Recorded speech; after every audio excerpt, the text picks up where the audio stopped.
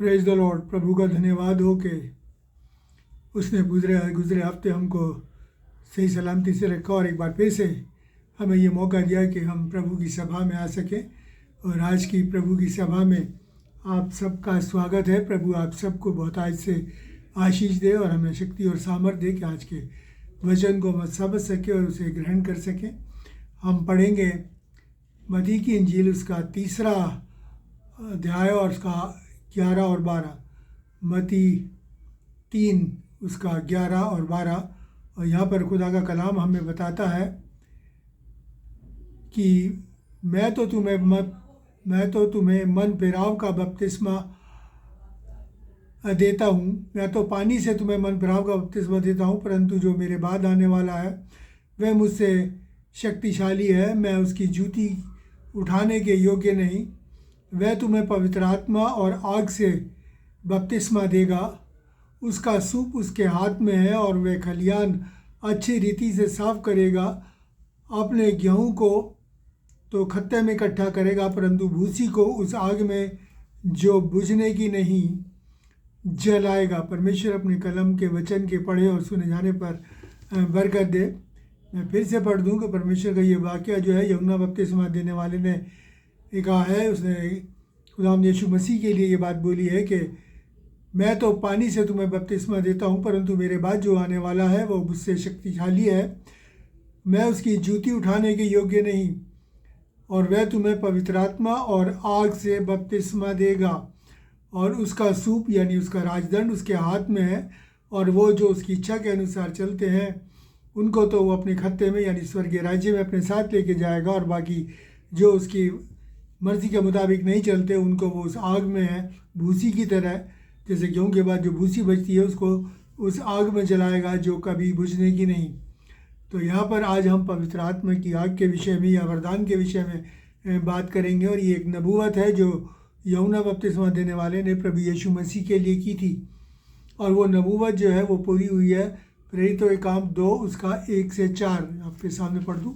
प्रेरितों के काम 2 उसका 1 से 4 में यहाँ पर लिखा है कि जब पेंतुकोस्त का दिन आया, यानी जिस दिन पवित्र आत्मा उतरा, तो वे सब एक जगह इकट्ठे थे। एकाएक आकाश से बड़ी आंधी की सी सनसनाहट का शब्द हुआ, और उससे सारा घर जहाँ वे बैठे थे गूंज गया, और उन्हें आग की सी जीभें फटती हुई दिखाई दी, और उनमें से हर एक पर आकर ठहर गई, और वे सब पवित्र आत्मा से भर गए, और जिस प्रकार आत्मा ने उन्हें बोलने की सामर्थ दी वे अन्य अन्य भाषा बोलने लगे। और ये इस तरीके से ये पवित्र आत्मा जो है पहली बार कलीसिया के ऊपर उतरा, और लोग जो है उस पवित्र आत्मा से भर गए। और ये जो आत्मा जो उतरा उस दिन वो हमेशा के लिए मेरे और आपके लिए, आगे हम देखेंगे कि किस तरीके से खुदा का कलाम मेरे और आपको बताता है। और ये जो पवित्र आत्मा हमारे ऊपर उतरा है, जो हमें दिया गया है, वरदान के रूप में दिया गया है, ये प्रभु यीशु मसीह के उद्देश्य को, उसके मकसद को जाहिर करता है, और ये बताता है कि प्रभु का हमारा उद्देश्य ये देने का क्या है, ये मकसद हमें देने का क्या है। और उसके विषय में देखिए प्रभु यीशु मसीह क्या कहते हैं। अगर हम यूहन्ना की इंजील उसका 14वां अध्याय मैं पढ़ूंगा, पहले 15 से 17 और उसके बाद 25-26। यूहन्ना 14:15-17 पर यहाँ लिखा है कि यदि तुम मुझसे प्रेम रखते हो तो मेरी आज्ञाओं को मानोगे। मैं पिता से विनती करूँगा, वे तुम्हें एक सहायक देगा जो सर्वदा तुम्हारे साथ रहेगा, यानी हमेशा तुम्हारे साथ रहेगा। वो सच्चाई का आत्मा है जिसे संसार ग्रहण नहीं कर सकता, क्योंकि वह ना उसे देखता और ना उसे जानता है। तुम उसे जानते हो और वह तुम्हारे साथ रहता है और वो तुम में होगा। ये पवित्र आत्मा से लिखा है। जब उनके ऊपर उतरा तो वो अन्य अन्य भाषा बोलने लगे और वो आत्मा से भर गए। और परमेश्वर प्रभु यीशु मसीह क्या कहते हैं, और ये हमेशा तुम्हारे साथ रहेगा। इसीलिए मैंने आपको कहा कि ये हमको हमेशा तक मिला है, दुनिया के आखिर तक पवित्र आत्मा हमारी अगुवाई और रहनुमाई करेगा, और वो हमें हमेशा एक सहायक देगा, यानी कि एक कंफर्टर पवित्र आत्मा को कहा गया है जो हमारी सहायता करेगा। और देखिए कि आगे क्या खुदा का कलाम क्या कहता है। इसकी 25 और 26 के अंदर यहाँ लिखा इस तरीके से, ये बातें मैंने तुम्हारे साथ रहते हुए तुमसे कहीं, परंतु सहायक अर्थात पवित्र आत्मा जिसे पिता मेरे नाम से भेजेगा, वह तुम्हें सब बातें सिखाएगा और जो कुछ मैंने तुमसे कहा है वो सब तुम्हें याद कराएगा।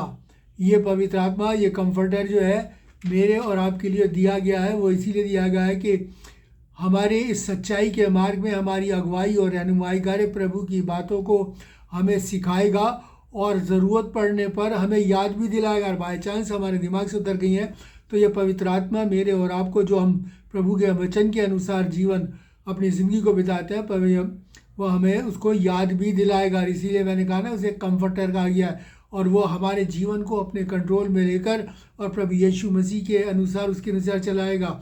और प्रभु यीशु मसीह ने मेरे और आपको एक मिशन सौंपा है, एक काम सौंपा है। वो काम ये है कि परमेश्वर की बातों को हमें लोगों को बताना है, उस सच्चाई के मार्ग पर चलने के लिए उन्हें प्रेरित करना है। और ये कोई मिशन, ये जो कार्य है, ये कोई हंसी मजाक या मनोरंजन नहीं है, बहुत ही जिम्मेदारी के साथ किया जाने वाला काम है ये।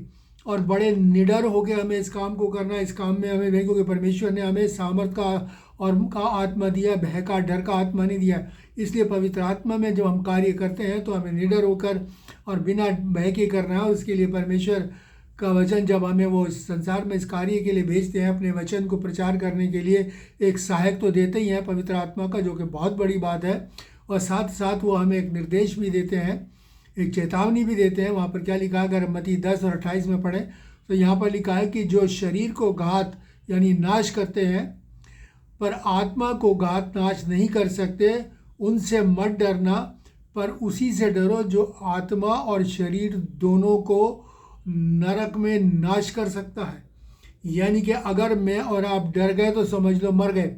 इसलिए मैं हमको यहाँ तक कि हमें अपनी ज़िंदगी के अपने जीवन के आखिरी पल तक, आखिरी क्षण तक हमें वफादार रहना है, तभी वो हमको जीवन का मुकुट देगा। अपनी मृत्यु तक वफादार रहना है। इसलिए हमें उससे डरना है, यानी प्रभु से डरना है, जो हमारे शरीर और आत्मा दोनों को नाश करता है। अगर यहाँ संसार के लोग इस बात का विरोध करते हैं और हमारे शरीर को नाश कर देते हैं, तो परमेश्वर का वचन कहता है कि अगर तू सारे संसार को प्राप्त करे और अपनी आत्मा की हानि उठाए तो क्या लाभ। तो इसलिए शरीर तो नाशवर है, हर एक को जाना है। हर एक जो इंसान इस धरती पर पैदा हो, उसे एक ना एक दिन जाना है, लेकिन आत्मा अमर है। आत्मा को मेरे और आपको तैयार करना है प्रभु यीशु मसीह के साथ जाने के लिए। और आत्मा अमर इसलिए है कि अगर हम यीशु के साथ जाते हैं, स्वर्ग में जाते हैं, तो हम लोग उस आनंद को भोगेंगे जो परमेश्वर की हजूरी में हमको मिलता है, उसकी निकटता में बढ़ता है। और दूसरी, अगर नरक में जाते हैं तो वहाँ के लिए भी लिखा है कि वहाँ का कीड़ा नहीं मरता, यानी कि वहाँ पर रोना और दांतों का पीसना और विलाप ही विलाप और विलाप ही विलाप है। और परमेश्वर हमको इससे बचाना चाहता है। और देखिए परमेश्वर का वचन हमें क्या निर्देश देता है। अगर हम यिजकेल नबी की पुस्तक, उसका 2 अध्याय और 6 और 7 पढ़ें, यिजकेल उसका 2 अध्याय 6 और 7, और यहाँ पर खुदा कलाम में बताता है, वो क्या हमको बताता, हम मनुष्यों से, हम मेरे और आपसे कहता है, हे मनुष्य के संतान, तू उनसे ना डरना, चाहे तुझे कांटों, ऊँट कटारों और बिच्छुओं के बीच में रहना पड़े तो भी उनके वचनों से ना डरना। यद्यपि वो विद्रोही घराने के हैं तो भी ना तो उनके वचनों से डरना, ना उनके मुंह देखकर तेरा मन कच्चा हो। और सातवें में कहता है, इसलिए चाहे वो सुने या ना सुने तो भी मेरे वचन उनसे कहना, तो भी मेरे वचन उनसे कहना। यहाँ पर क्या कहता है, हे मनुष्य का सुन, तू उन लोगों से जो संसारिक लोग हैं उनसे मत डरना, चाहे तुझे ऊँटों कांटों या ऊँट कटारों यानी बिच्छू पौधे, बिच्छू बोटी होती है, उन पर भी लेटना पड़े, उन पर भी बैठना पड़े, यानी कि उन कठोर लोगों का सामना करना पड़े जो कि तुझे पीड़ा देंगे और बहुत ज़बरदस्त पीड़ा देंगे। तो कहता तुझे ऐसा भी करना पड़े तो तुझे नहीं डरना, मेरे वचन तुझे उनसे कहना है, तो भी तू उनके वचनों से, उनकी बुरी बातों से, उनकी मुंह से जो बोलते हैं, जो गाली गलौज करते हैं, उनसे नहीं डरना। और उनका मुंह देखकर तेरा मन कच्चा ना हो, डरना घबराना नहीं, चाहे वो कितने क्रोध से भरकर तेरे ऊपर आए। और इसलिए चाहे वो सुने या ना सुने तो भी तू मेरे वचन उनसे कहना, यानी कि अगर वो सुनते हैं तो हमेशा की ज़िंदगी पाते हैं, स्वर्ग के राज्य को पाते हैं, और नहीं सुनते तो ये उनका है। तो लेकिन मेरी और आपकी जो जिम्मेदारी है, मेरे और आपका जो काम है, वो यही है कि मेरे और आपको खुदा का कलाम, परमेश्वर का वचन जो है वो हर हाल में सुनाना है। वो नहीं सुनते, नहीं मानते, ये उनका हेडेक है, हमारा नहीं। हमारा जो जिम्मेदारी है कि मेरे और आपको उस वचन को जो परमेश्वर ने मेरे और आपको दिया है उसे हर हाल में लोगों को बताना है, और हमें इससे पीछे नहीं हटना, क्योंकि हम पीछे हटने वाले नहीं हैं। और देखिए परमेश्वर का वचन हमको क्या कहता है। अगर हम 1 कुरिन्थियों 2 और उसका 9 पढ़ें तो यहाँ पर लिखा है कि हमने संसार का आत्मा नहीं परंतु वह आत्मा पाया है जो परमेश्वर की ओर से है, कि हम उन बातों को जाने जो परमेश्वर ने हमें दी हैं। जो पवित्र आत्मा हमको दिया गया है वो इसलिए, ये मैंने कहा ना, एक हमें कार्य सौंपा गया है। वो कार्य ये है कि परमेश्वर के वचन को फैलाना। वो अगर हम सचमुच में इस कार्य में परमेश्वर के साथ साथ हैं और इस कार्य को करते हैं तो पवित्र आत्मा हमको वचन को सिखाएगा भी और हमें याद भी दिलाएगा। वो हमारा सहायक है, हमारी सहायता करेगा, हमेशा हमेशा हमेशा के लिए हमारी सहायता करेगा। और ये हमको दिया भी इसीलिए गया है, काय के लिए, कि हम उन बातों को जो परमेश्वर की है जाने और जान के लोगों को बताएं। ये मेरी और आपकी जिम्मेदारी है, यही और मेरा और आपका काम है, यही मेरे और आपका मिशन है। प्रभु के ने जो हमको, मेरे और आपको आपने चुना है, वो इसीलिए चुना है कि इस कार्य को हमको करना। और यही बात प्रभु यीशु मसीह ने मत्ती 28 और 20 में कही है। उसमें क्या कहा है, उन्हें सब बातें जो मैंने तुम्हें आज्ञा दी हैं मानना सिखाओ, और देखो मैं जगत के अंत तक तुम्हारे साथ हूँ। वो सब बातें जो प्रभु यीशु मसीह ने हमें सिखाई हैं, वो कहता है जाके उनको मानना सिखाओ। जो हमें ज्ञान परमेश्वर ने दिया है, उसका पवित्र आत्मा से हमको मिला है, प्रभु कहता है कि वो जाके उन्हें मानना सिखाओ, ताकि कोई भी नाश ना हो, हर एक पश्चाताप करे अपने पापों से, अपनी बुराई से, और स्वर्ग राज्य का अधिकारी हो ले। और यही कारण है जो आपको पवित्र आत्मा जो परमेश्वर का है वो मेरे और आपको मिला है, ताकि हम प्रभु के इस कार्य को हम कर सकें। और इस कार्य में प्रभु का आत्मा हमारे साथ है। और ये देखिए किस तरीके से प्रेरितों के काम उसका 4 और 13, प्रेरितों के काम उसका 4 और 13 में हम परमेश्वर के वचन में पढ़ते हैं। और यहाँ पर खुदा का कलाम मेरे और आपको क्या बताता है। यहाँ पर पतरस और यूहन्ना जो प्रभु यीशु मसीह के चेले हैं, जो कि अनपढ़ थे, मछुआरे थे, वो खुदा का कलाम जो है लोगों को बता रहे थे। तो वहाँ पर लिखा गया, जब उन्होंने पतरस और यूहन्ना का साहस यानी हिम्मत देखी तो ये जाना कि ये अनपढ़ और साधारण मनुष्य हैं, तो आश्चर्य किया। फिर उनको पहचाना कि ये यीशु के साथ रहे हैं। यानी कि उन्हें पता चल गया ये जो कलाम जो दिया जा रहा है ये प्रभु यीशु मसीह का है, ये खुदा का कलाम है। ये अपनी तरफ से नहीं कह रहे, क्योंकि ये तो अनपढ़ है, अज्ञानी है, लेकिन ये जो कलाम जो हमें दिया जा रहा है यीशु का, यीशु के साथ रहे। इसलिए बड़ा अचंभा किया कि इतना बड़ी ये बातें कैसे ये हमको बताती हैं, क्योंकि परमेश्वर का काम जो हमारे काम हैं, जो हम परमेश्वर के लिए करते हैं, वो जाहिर करते हैं कि हमारी प्रभु में स्थिति क्या है, हमारी प्रभु के साथ सहभागिता। हमारे काम जाहिर करते हैं कि प्रभु हमारे साथ है, हम उसकी फेलोशिप में हैं। जैसे कि इन दोनों की ओर जब उन्होंने देखा तो जान लिया कि प्रभु के साथ रहे। जब हम इस वचन को बताते हैं तो लोग जान लेते हैं कि हाँ ये प्रभु यीशु मसीह के हैं। यशायाह नबी कहता है कि जब लोग उन्हें तुम्हें देखेंगे तो जान लेंगे कि ये वो लोग हैं, उस घराने के लोग हैं जिसे परमेश्वर ने आशीष दी है, क्योंकि ये आशीष के वचन हैं जो हम लोगों को देते हैं। और देखिए परमेश्वर का वचन और क्या कहता है, 1 कुरिन्थियों 1 और उसका 26, 1 कुरिन्थियों 1 उसका 26 से 30। यहाँ पर खुदा का कलाम मेरे और आपको बताता है। देखिए परमेश्वर, जैसे मैंने आपको कहा ना कि वो अनपढ़ थे, परमेश्वर ने चुना किसको। लिखा है कि हे भाइयों, अपने बुलाए जाने को सोचो, ना शरीर के अनुसार बहुत ज्ञानवान, ना बहुत सामर्थी, ना बहुत कुलीन यानी कि बहुत बुद्धिमान जो व्यक्ति हैं बुलाए गए हैं, परंतु परमेश्वर ने जगत के मूर्खों को चुन लिया कि ज्ञानवानों को लज्जित करे, और परमेश्वर ने जगत के निर्बलों को चुन लिया कि बलवानों को लज्जित करे, और परमेश्वर ने जगत के नीचों और तुच्छों को, वरन जो है भी नहीं उनको चुन लिया कि उन्हें जो है व्यर्थ ठहराएं, ताकि कोई प्राणी परमेश्वर के सामने घमंड ना करने पाए, परंतु उसी की ओर से तू मसीह यीशु में हो, और जो परमेश्वर से हमारे लिए ज्ञान ठहरा, अर्थात धर्म, पवित्रता और छुटकारा। यानी कि परमेश्वर ने हम क्यों चुना, कमज़ोरों को क्यों चुना? परमेश्वर ने उन लोगों को जो अज्ञानी है इसलिए चुना गया कि ज्ञानवान तो अपने ज्ञान पे घमंड करेगा, ये तो सब कुछ मैंने अपने ज्ञान से, अपनी अपनी बुद्धि से हासिल किया। इसलिए परमेश्वर ने ऐसे लोगों को चुना जो सिर्फ हर बात में प्रभु यीशु मसीह को ही महिमा दे, परमेश्वर को ही महिमा दे। और उसमें इसे साफ लिखा है ताकि कोई प्राणी परमेश्वर के सामने घमंड ना करने पाए। इसलिए उसने ऐसे लोगों को चुना ताकि उनको, जो अपने आप को ज्ञानवान समझते हैं, जो अपने आप को घमंडी समझते हैं, अपने आप को बहुत महान समझते हैं, बुद्धिमान समझते हैं, उनको लज्जित करे, उन्हें शर्म आए। जैसे कि अभी हमने पढ़ा कि लोगों ने जब पतरस और यूहन्ना का हियाव देखा तो उन्होंने बड़ा अचरज किया, बड़ा अचंभा किया। इसी तरीके से परमेश्वर ने मेरे और आपको चुना है ताकि औरों के सामने इस बुद्धिमानी के वचन को, क्योंकि परमेश्वर का वचन कहता है क्या, परमेश्वर का मैं भय मानना बुद्धि का आरंभ है। और यही परमेश्वर का वचन है जो बुद्धि का वचन है, ज्ञान का वचन है, समझ का वचन है, जो हम जो है लोगों को देते हैं। और इसी वचन के अनुसार मेरे और आपको इस कार्य को, इस मिशन को, परमेश्वर के इस उद्देश्य को पूरा करना है जो उसने मेरे और आपके लिए सोचा है। अब देखिए कि, और अगर ये सोचिए कि अगर सचमुच में अगर हमारे अंदर पवित्र आत्मा नहीं है तो हमारी जो समझ नहीं कि हमारी आराधना, हमारी प्रार्थना जो है वो सुनी नहीं जाती। देखिए लेवीय व्यवस्था, उसका हम पढ़ेंगे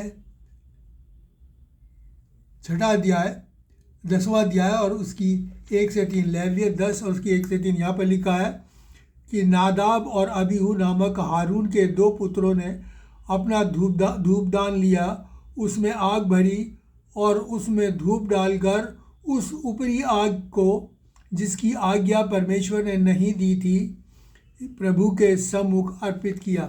कौन सी आग को? वो आग जो परमेश्वर की ओर से नहीं थी, क्योंकि परमेश्वर ने ये नियम बताया था कि अगर तुम धूप जलाओ तो आग जो है वेदी में से लेना, जो वेदी में निरंतर जलती रहती थी। उन्होंने बाहरी आग से लिया। और सचमुच में अगर हमारे अंदर पवित्र आत्मा की आग जो परमेश्वर ने मेरे और आपको दी है, जो पेंतेकुस्त के दिन हमको मिली है, अगर हम उस आग में परमेश्वर के इस कार्य को, इस मिशन को पूरा नहीं करते तो यकीन मानिए उसके बाद वचन में क्या लिखा है कि परमेश्वर के सम्मुख से आग निकली और दोनों को भस्म कर दिया। तो हम लोग ये सोच लीजिए कि हमारी मृत्यु, वो अनंत मृत्यु निश्चित है, क्योंकि हम पवित्र आत्मा की आग में होकर परमेश्वर के इस कार्य को नहीं कर रहे।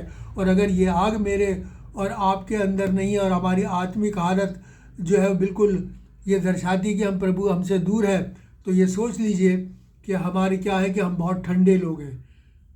पवित्र आत्मा आग से परिपूर्ण, हम ठंडे लोग हैं। हमारी वेदियाँ ठंडी हैं, हमारी आराधना ठंडी है, हमारी प्रार्थनाएं ठंडी हैं और रस्मी हैं।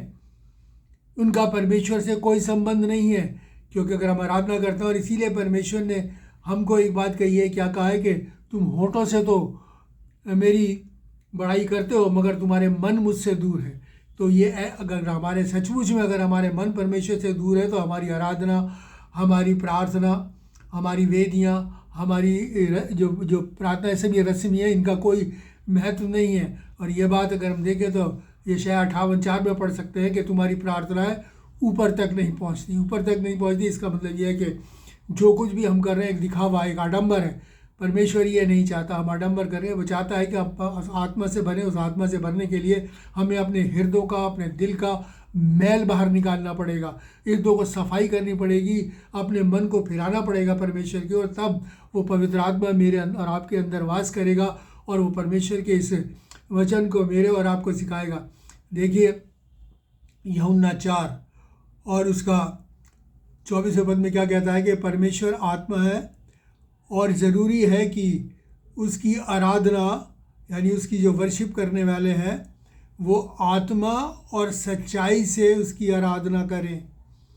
उसके जो वर्शिप करने वाले हैं, उसकी आराधना करने वाले हैं, उसकी इबादत करने वाले हैं, वो आत्मा और सच्चाई से उसकी आराधना करें। मेरे और आपको आत्मा और सच्चाई से उसकी आराधना करनी है, यानी कि आप पवित्र आत्मा को मेरे और आपके अंदर आना है, हमने आपको उसके लिए तैयार करना है। क्योंकि पवित्र आत्मा किसी अशुद्ध जगह पे नहीं आता, वो आता है उन लोगों के पास जिन्होंने अपने मन को प्रभु की ओर फेरा और मन से बुराई को निकाल कर भलाई को, नेकी को, नम्रता को, दीनता को, परोपकार को अपने हृदयों में जगह दी है, अपने जीवन में जगह दी है।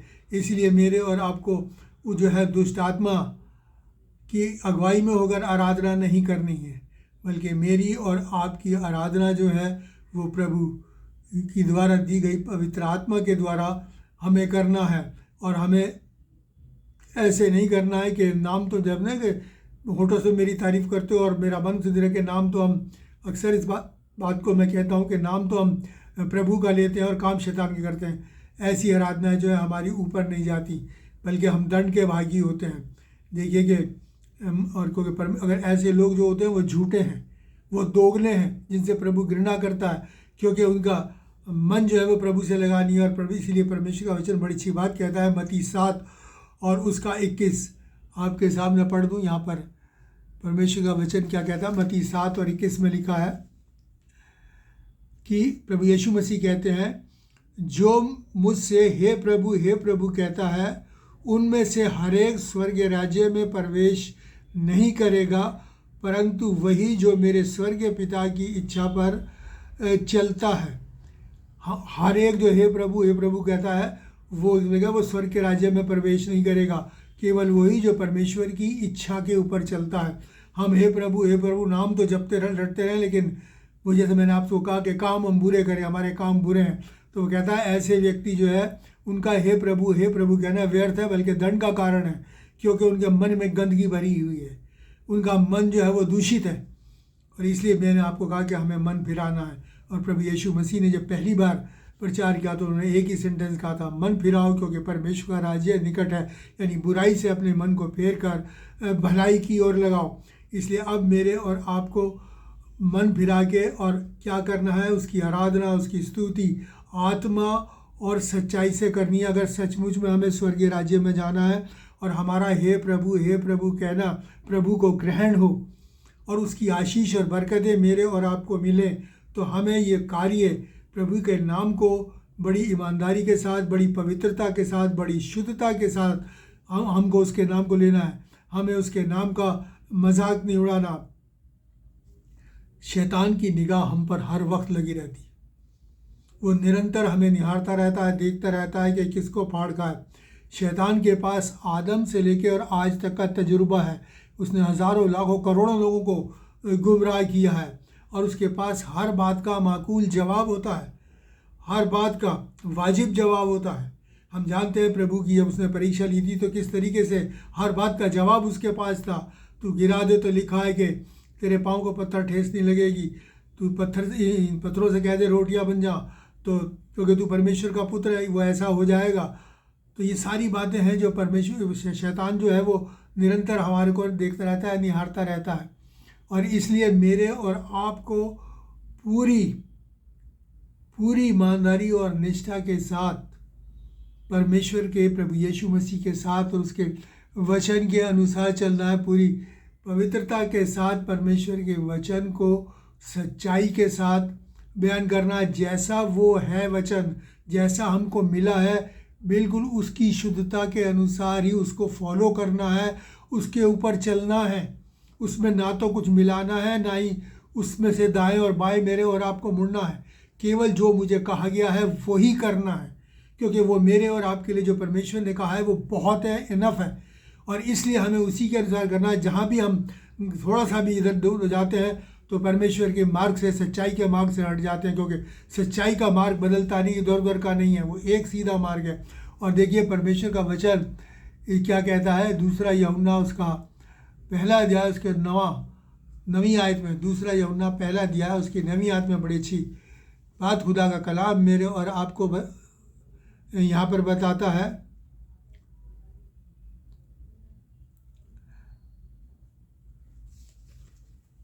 पहला अध्याय उसकी 9वीं आयत में, हाँ ये यहाँ पर लिखा है, जो कोई मसीह की शिक्षा से आगे बढ़ जाता है, जो कोई उस शिक्षा से, उस तालीम से जो प्रभु यीशु मसीह की है आगे बढ़ जाता है और उसमें बना नहीं रहता, उसके पास परमेश्वर नहीं। और जो कोई उस शिक्षा में स्थिर रहता है उसके पास पिता यानी परमेश्वर भी है और पुत्र यानी प्रभु यीशु मसीह भी है। यानी जो कोई उस शिक्षा से आगे बढ़ जाता है, बाहर निकल जाता है, बहुत से लोग अपना ज्ञान बखारने लगते हैं, बहुत सी मिलावटें कर देते हैं परमेश्वर के वचन में। ऐसा नहीं करना। ऐसे करने वाले परमेश्वर के ग्रहण योग्य नहीं, ना तो उसकी आराधना, ना उनकी सेवा, और ना ही उनका प्रभु प्रभु कहना ग्रहण योग्य है। उसमें लिखा है कि वो आगे बढ़ जाता है और उसमें बना नहीं रहता, तो उसके पास परमेश्वर नहीं है। वो सोच ले कि वो परमेश्वर से बहुत दूर है। इसलिए मेरे और आपको वही करना है जो प्रभु यीशु मसीह ने हमें कहा। कोई लॉजिक नहीं, कोई क्वेश्चन नहीं करना, सिर्फ ये हर तरीके से सच और मानने योग्य बात है कि हमें मानना है और मानना है, वही करना है, क्योंकि परमेश्वर जो है वो जो कहता है वो सिद्ध है। वो कभी गलती नहीं करता, वो कभी झूठ नहीं बोलता। उसने जो कह दिया मेरे और आपके लिए वो काफ़ी है। अगर हम उसको फॉलो करें तो ये समझ लीजिए कि हम स्वर्ग राज्य के अधिकारी हैं। इसीलिए परमेश्वर का वचन होशे 4:6 में क्या कहता है कि मेरे ज्ञान के ना होने से मेरी प्रजा नाश हो गई। यानी उसकी अपने लोग भी बहुत से, मैंने कहा ना, का नाम तो कहलाते तो प्रभु के, लेकिन काम दूसरा करते हैं। तो कहता है मेरे ज्ञान के ना, मेरे शुद्ध ज्ञान के ना होने से मेरी प्रजा नाश हो गई, क्योंकि बहुत ही लोगों में मिलावट है, बहुत से प्रचारकों ने मिलावट शुरू कर दी। तो परमेश्वर का वचन कहता है कि हमें परमेश्वर हर चीज़ को इस वचन से परखे। ये वचन जो है कसौटी है उस राह पे चलने की, जिस राह पे प्रभु यीशु मसीह हमें ले जाते हैं, मार्ग, सत्य और जीवन, उस पे चलने की ये कसौटी है। और इस हर बात जो हमें दी जाती है हमें वचन से देखनी है, क्योंकि पहले वक्तों के जो मसीह थे उनके लिए लिखा है कि वो जो बात उन्हें बताई जाती थी वो वचन में देखते थे कि क्या ऐसा है कि नहीं। इसलिए मेरे और आपको भी इस कसौटी पे हर एक वचन को जो मैं कह रहा हूँ वो भी, या कहीं और से आप सुनते हैं किसी का भी, इस पे देखना है। और देखिए परमेश्वर का वचन होशे 6:6 में क्या लिखा है कि प्रभु बलिदानों से अधिक ये चाहता है कि लोग उसका ज्ञान रखें। अगर मैं बड़े बड़े बलिदान करूं, ये करूं, दान दूं, ये दूं, और परमेश्वर का ज्ञान ना रखूं, तो इन कामों से कुछ नहीं होने वाला। पहली चीज़ कि हमें परमेश्वर ज्ञान है ना, उस ज्ञान में होकर, प्रभु यीशु मसीह में होकर जो हम कार्य करेंगे उसका प्रतिफल मेरे और आपको मिलेगा। इसलिए मेरे और आपको प्रभु में बने रहना है हर हाल में। और इसी के लिए देखिए कि परमेश्वर का वचन और मेरे और आपको क्या क्या बताता है कि पवित्र आत्मा की आग और वरदान हमें आराम से बैठने के लिए नहीं दिया गया, बल्कि उस कार्य के लिए दिया गया है, उस उद्देश्य के लिए दिया गया है, उस मकसद के लिए दिया गया है, जिसको पूरा करने के लिए प्रभु यीशु मसीह ने मेरे और आपको चुना है। और वो मकसद क्या है कि जाओ और इस जो बातें मैंने तुम्हें सिखाई हैं उसे लोगों को बताओ और मानना भी सिखाओ। मेरा आपका यही काम है, मेरा आपका यही, मेरे आपके चुने जाने का मकसद है। और मेरे और इसी काम के करने हैं। हम जानते हैं कि जब कारमेल पर्वत पर एलिया ने दुआ के बलिदान चढ़ाया और दुआ करी, तो आग काय पर गिरी? उस बलिदान के ऊपर। उस बलिदान को परमेश्वर ने एक्सेप्ट किया। वो सब कुछ पत्थरों समेत भस्म हो गया और परमेश्वर ने उसको एक्सेप्ट किया। तो ये हमको क्या दर्शाता है कि परमेश्वर की सामर्थ बलिदान के ऊपर गिरती है, खाली आराम से बैठने वाले लोगों के ऊपर नहीं, बल्कि वो जो कार्य करते हैं परमेश्वर के लिए उन पर गिरती है। मेरे और आपको भी बलिदान करना है। बलिदान क्या करना है? अपने समय का, अपने धन का, अपने जीवनों का प्रभु की सेवा के लिए बलिदान करना है। और तब वो प्रभु की आग मेरे और आपके जीवन में कार्य करेगी। मेरे और आपके जीवन में प्रभु की पवित्र आत्मा की सामर्थ उतरेगी। वो हमें वचन को सिखाएगी और याद दिलाएगी। ये परमेश्वर का कार्य मेरे और आपके जीवन में होगा। इसलिए हमें आत्मा और सच्चाई और विश्वास और कर्म के साथ, अच्छे कर्म के साथ, बुरे नहीं, अच्छे कर्मों के साथ परमेश्वर की इस सेवा में लौलीन रहना है और मेरे और आपको करना है। और यही हमारी आत्मिक सेवा है। और देखिए आमोस 5:14 में परमेश्वर का वचन मेरे और आपको क्या कहता है। आमोस 5:14 में खुदा का कलाम मेरे और का बताता है कि हे लोगों, बुराई को नहीं भलाई को ढूंढो ताकि तुम जीवित रहो और तुम्हारा ये कहना सच ठहरे कि परमेश्वर तुम्हारे संग है। मैं फिर से पढ़ दूँ, हे लोगों, बुराई को नहीं भलाई को ढूंढो ताकि तुम जिंदा रहो और तुम्हारा ये कहना कि परमेश्वर तुम्हारे संग है सच ठहरे। तुम्हारा ये कहना यानी हम हे प्रभु कहना, ये हमारा कहना जो है ये एक सच ठहरे कि हम सचमुच में मन से, अपने सारे मन, अपने सारे प्राण, अपनी सारी शक्ति और अपनी सारी सामर्थ्य के साथ हम प्रभु का नाम लें। तो और ये कहना सच ठहरे कब होगा? जब हम अपने पूरे मन के साथ परमेश्वर से लिपटे रहेंगे और अगर हम ऐसा करेंगे तो कहता है कि तुम जीवित रहो, हम जिंदा रहेंगे। परमेश्वर हमें ज़िंदा रखना चाहता है। कैसे? यहाँ तो जो हमें समय दिया है, परमेश्वर ने जितनी ज़िंदगी दी है वो तो हम रहेंगे ही रहेंगे, बाकी उसके बाद हमेशा के लिए परमेश्वर के साथ रहेंगे। वहाँ मौत का कोई काम नहीं है। परमेश्वर सर्वदा के लिए जीवित है, अनंत जीवन उसके पास है। वही जीवन मेरे और आपको देगा। हम उसको वैसा देखेंगे जैसा वो है और वैसा ही जानेंगे जैसा वो है। फिर कोई पर्दा बीच में नहीं रहेगा। और अगर इस परिस्थिति में मेरे और आपको जाना है तो परमेश्वर के उद्देश्य को, पवित्र आत्मा के इस कार्य को मेरे और आपको करना है। और पवित्र आत्मा की आग से मेरे और आपको भरना है, इस वरदान से मेरे और आपको परिपूर्ण होना है। और इसके लिए मेरे और आपको तैयार करना है, अपने मनों को फिराना है। प्रभु आप सबको आशीष दे, बरकत दे, इस वचन के अनुसार चलने की शक्ति और सामर्थ्य दे। और परमेश्वर के इस उद्देश्य में हम सब लोग लौलीन रहें, लगे रहें पूरी सच्चाई के साथ। ऐसी शक्ति और सामर्थ्य दे प्रभु यीशु के नाम में, आमीन। आइए हम दुआ मांगें। महान और दयालु परमेश्वर, अनुग्रहकारी पिता, धन्यवादित है पिता परमेश्वर तेरे इस वचन के लिए, तेरे पवित्र आत्मा के दान के लिए जो तूने हमको दिया प्यारे बाप आसमानी। और हमें एक सहायक दिया पवित्र आत्मा के रूप में, जो हमें तेरे वचन को सिखाता और याद दिलाता है और हमें उस राह पे चलाता है, हमारा मार्गदर्शन करता है, ताकि हमें उस वचन को फॉलो कर सकें। इसके लिए पिता परमेश्वर तुझसे निवेदन करते हैं, हमारी अगुवाई और रहनुमाई कर, और हम में से हर एक सुनने वाले को आशीष और बरकत दे, ताकि तेरे इस उद्देश्य को जो तूने हमें सौंपा है हम सब पूरा कर सके। सबके लिए आशीष मांगते हुए प्रार्थना पर भी यीशु के नाम से मांगते हैं, आमीन। और अब हमारे खुदावंद यीशु मसीह का फजल, खुदा बाप की मोहब्बत और पाक रूह की रिफाकत हम सब के साथ और तमाम मसीह ईमानदारों के साथ अब से लेकर हमेशा तक होती रहे, आमीन। प्रभु आप सबको आशीष दे। मैं फिर से आपसे रिक्वेस्ट करूंगा कि आप इस वचन को सब्सक्राइब करें ताकि जल्द से जल्द आपको पहुंचे। दूसरी चीज़ को शेयर करें ताकि ये दुनिया के छोर तक पहुंच सके और लोग इसका लाभ उठा सकें और अपनी आप को पवित्र आत्मा की उस आग से भर सके और परमेश्वर के उद्देश्य के लिए अपने आप को तैयार कर सके। God bless you. प्रभु आप सबको आशीष।